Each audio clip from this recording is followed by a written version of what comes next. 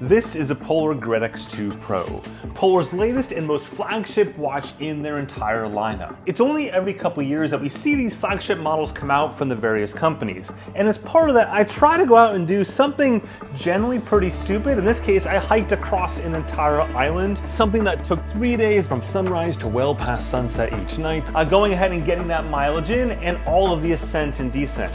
And while I've got a separate video on that, I'm going to talk about the experiences in that hike as well as the other 2 months worth of workouts to tell you whether or not this thing is actually worth all the cash that Polar's asking for. Of course, as always, this review is definitely not sponsored by anyone. I'm just going to tell it like it is, both the good and the bad. So from a spec standpoint, the most important thing to understand is that the Grid X2 Pro is the same exact watch on the inside as the Polar Vantage V3 that was released last fall. Polar themselves said all the components are identical across the board. The only difference is the external case around the outside there being made of more premium materials, with the only tangible difference outside of all the cosmetic prettiness of this watch being that the antenna itself has a slightly different design, which is true of course of every GPS watch because the materials in the bezel dictate the antenna design. Nonetheless, Polar says they spent extra time on the GPS antenna in the Grid X2 Pro to go ahead and have better GPS results, something I'm going to dive deep down the rabbit hole on later on in this video. Before we talk about that, just a quick look at what is in the box. There are 2 different versions of this watch. The first version is priced at $749 or 749 euros, and the other version, the Titan edition, is priced at $869 or euros.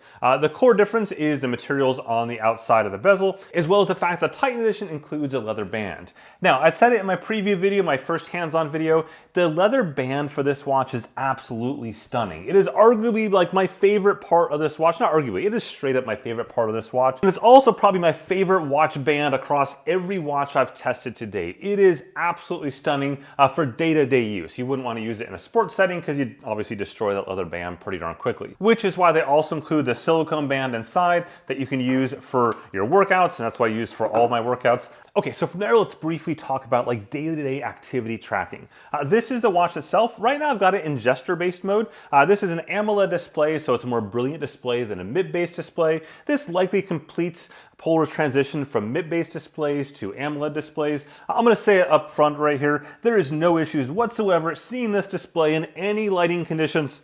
Period. I've been on the top of mountains, in the middle of the ocean, in the middle of summer. I've been in Florida. I've been all over the place the last couple months and never once have had an issue seeing this display. Oh, and hey, and a quick note, if you are finding this video interesting and useful, if you can simply whack that like button at the bottom there, it really does help with this video and the channel quite a bit. Now, on the watch itself, this is the watch face. You can lightly customize this watch face and a few others, and then you can go ahead and swipe through to the different basically widgets or dashboard views. This one's for activities. I can tap into that and look at my steps and activities for the day so far. So my heart rate, my energy used, etc.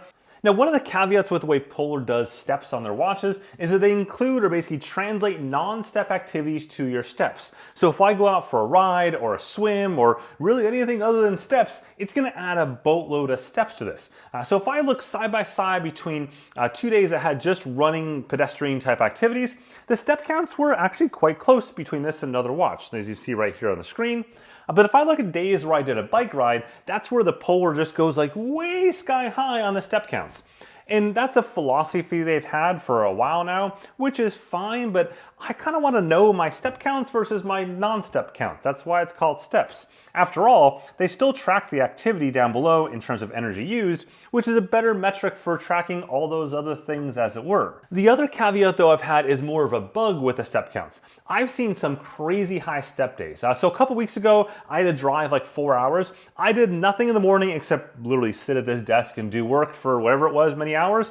And then I drove for 4 hours. At the end of that drive, the Polar had me at 40,000 plus steps versus the Coros Vertex 2S had me at the more correct 4,000 steps. In any case, back on the watch face itself, you can also use the buttons to iterate through these here. Here is my last week stats there. I can tap into this like this and then go down and see the different workouts. So there's my road run on Monday and then Tuesday and Wednesday and so on. Each of the different workouts during that particular week. I flew back later in the week, so my stats have been kind of wonky over the weekend with the red-eye flight across the ocean and stuff like that.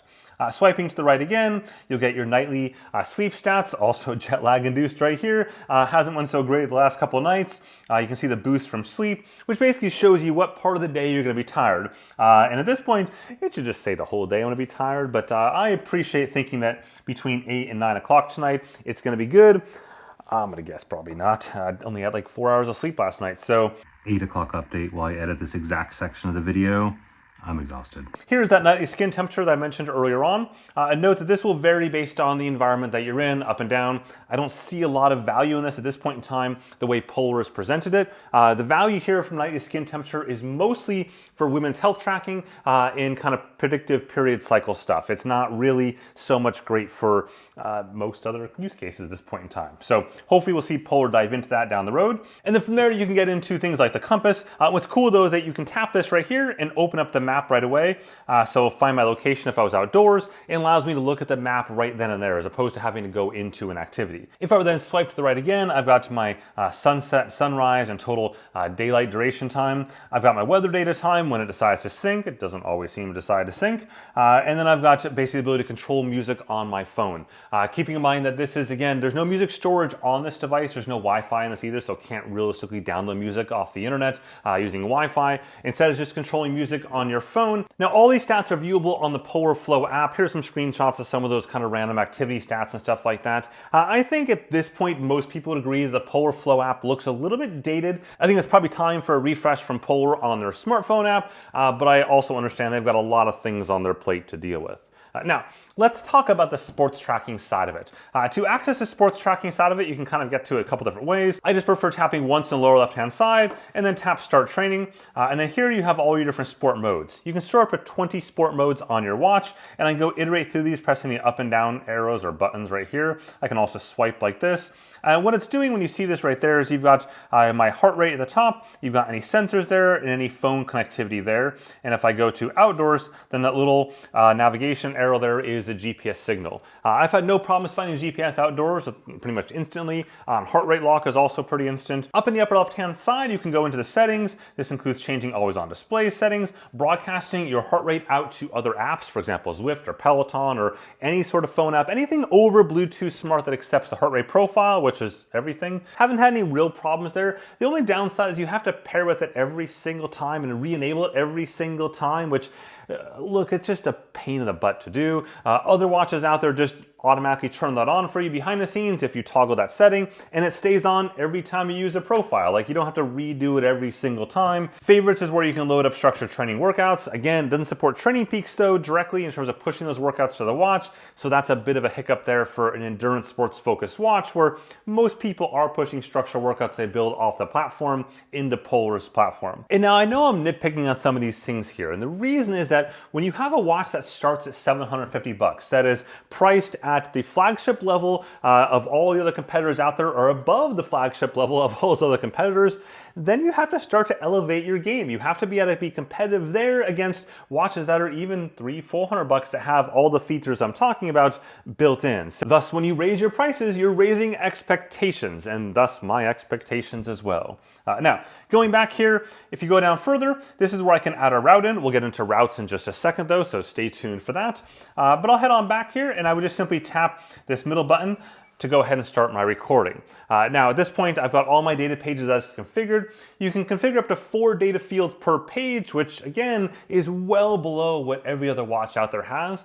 Some watches for the same form factor have up to 10 data fields per page. Most of them have a minimum of 6, if not 8 data fields per page. And some of the competitors even have up to 12 data fields per page, which is a lot, but nonetheless, 4 just seems dated and kind of behind the times these days. Still, for your data pages that you configured, you can simply just go ahead and press the up and down button to go through all these right there. Now, what is cool though is that if you have your phone nearby, it'll go ahead and use your phone speaker or any Bluetooth headphones paired to your phone to broadcast various stats during your run. Also useful for navigation. It'll tell you those turns upcoming. So if I just take my phone right here and then do a lap, connection between watch and phone was lost. Or not, because it does that all the time. How about now? Seriously?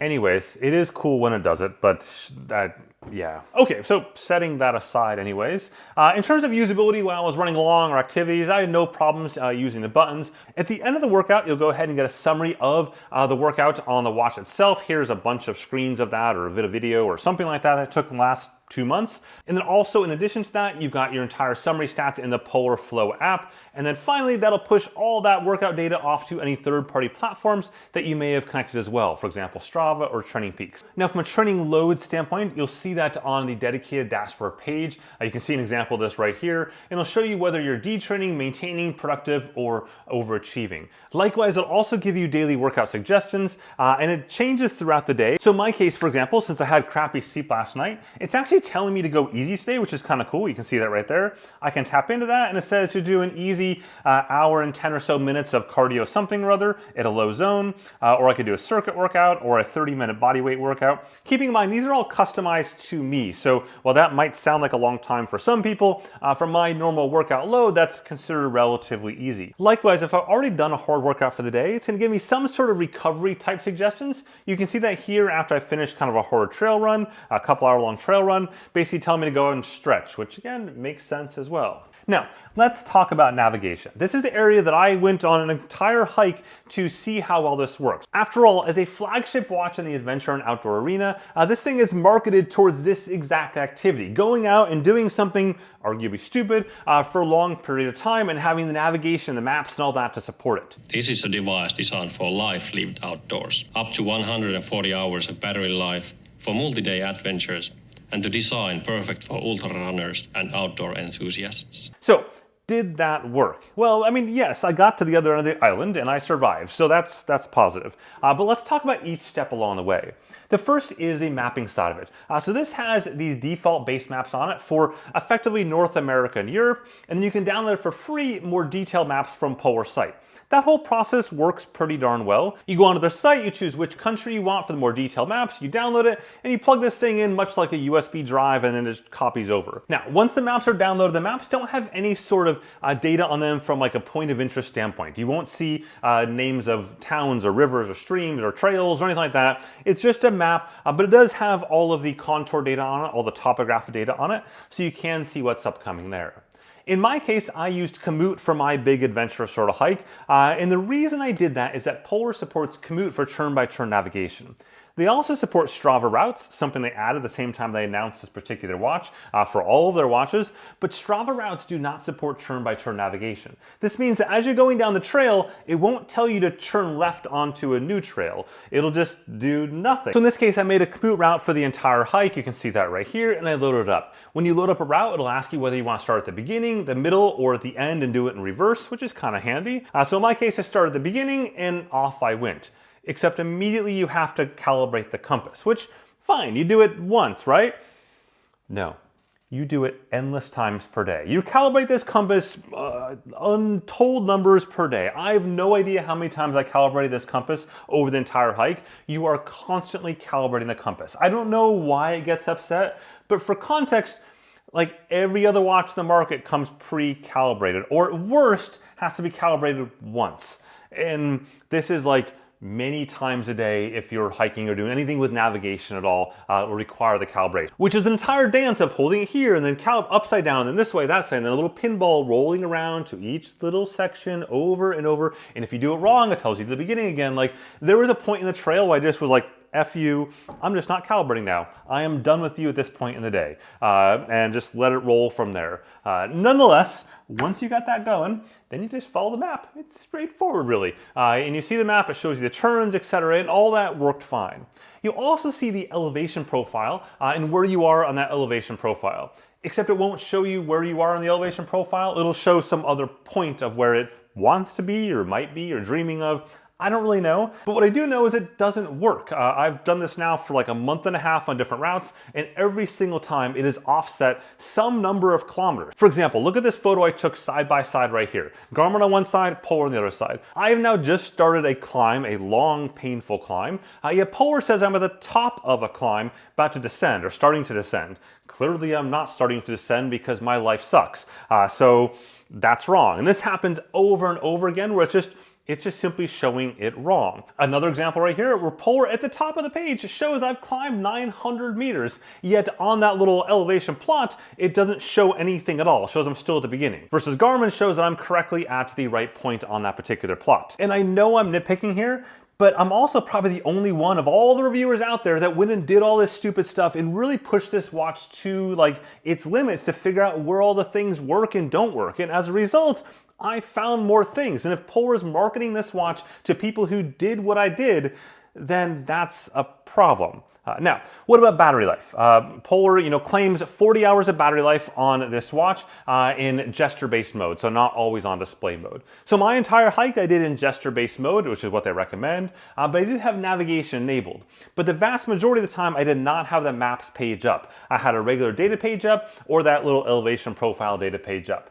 So they didn't have like the maps page, which burns a lot more battery life. So I wrote down the beginning of each day my battery percentage and the ending battery. Obviously, I realized after the first day, there was no chance I was going to complete this 3-day hike on a single battery charge, despite being the totality under 40 hours. So I just charged it up each morning, basically as I packed up my tent and stuff like that. Okay, so then what about heart rate accuracy? For example, here's a couple-hour trail run. It was basically just all up, and then it was all down. And that meant two different scenarios. Going up, it was sustained heart rates pretty high, and then going down, it had to contend with me running very, very fast going down and still pretty darn high heart rates, but also potential cadence lock issues. Yet it nailed it without any problems at all. So kudos there. Next, we got this interval run I did. Also pretty solid job here, though you do see some bobbling a little bit, kind of just like variance of the Polar line, and not like really sticking it perfectly compared to the other watches, but it was good enough. I don't really have any main issues there. Where I've got issues is this next run here in Amsterdam. And what you can see though is every time I did one of these intervals, the Polar Grid X2 Pro as well as the Coros Vertex 2S